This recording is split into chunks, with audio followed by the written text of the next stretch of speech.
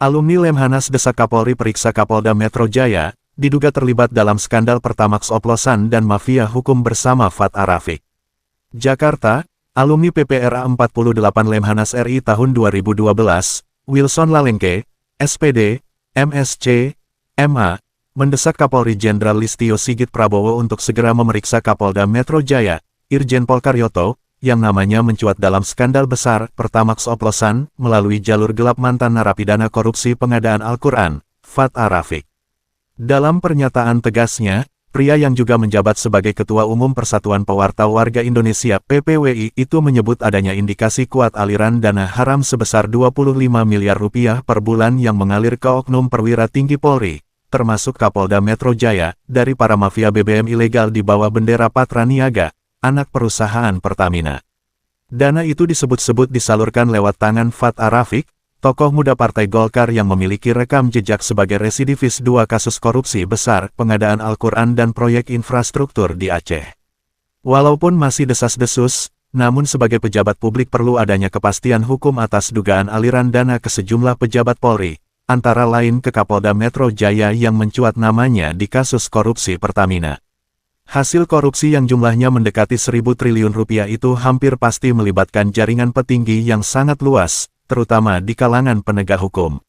Apalagi ada fakta-fakta kuat yang menunjukkan keterlibatan Fat Arafiq yang disinyalir berperan dalam pengaturan aliran dana ke Polda Metro Jaya demi mengamankan kepentingan para perampok uang rakyat di Pertamina selama ini, ujar Wilson Lalengke dalam sebuah pernyataan pers, Minggu, tanggal 13 April tahun 2025.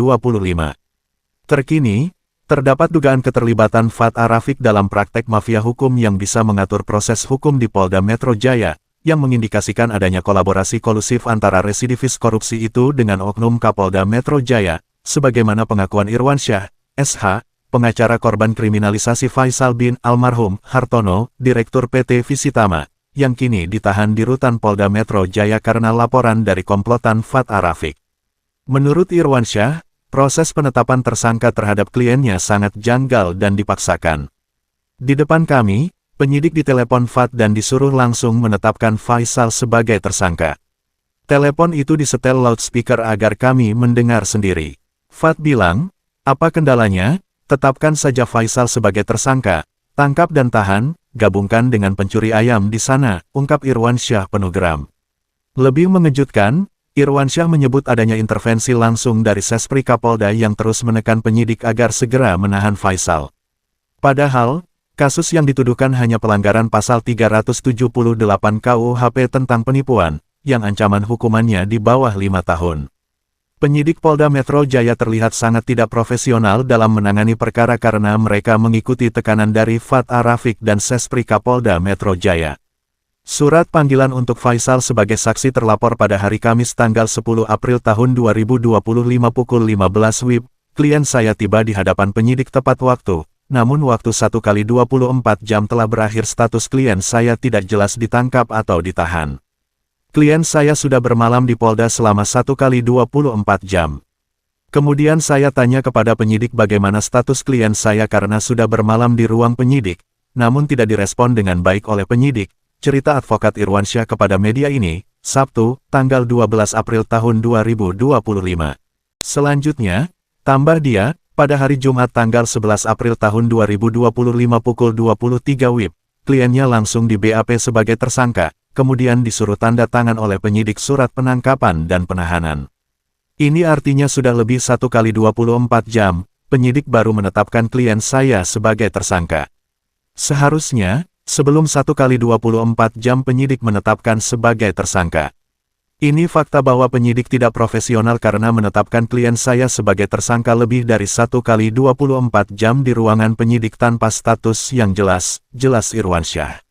Pada tahap penyelidikan Faisal sudah meminta secara lisan kepada penyidik agar dikonfrontir antara korban dan terlapor, namun tidak direspon sama sekali oleh penyidik sampai dirinya ditetapkan sebagai tersangka.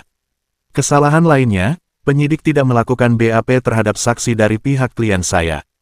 Padahal, aturannya saksi dari pihak klien saya wajib di BAP sebelum klien saya ditetapkan sebagai tersangka, tambah Irwansyah mempertanyakan perilaku sewenang-wenang oknum penyidik di Polda Metro Jaya itu.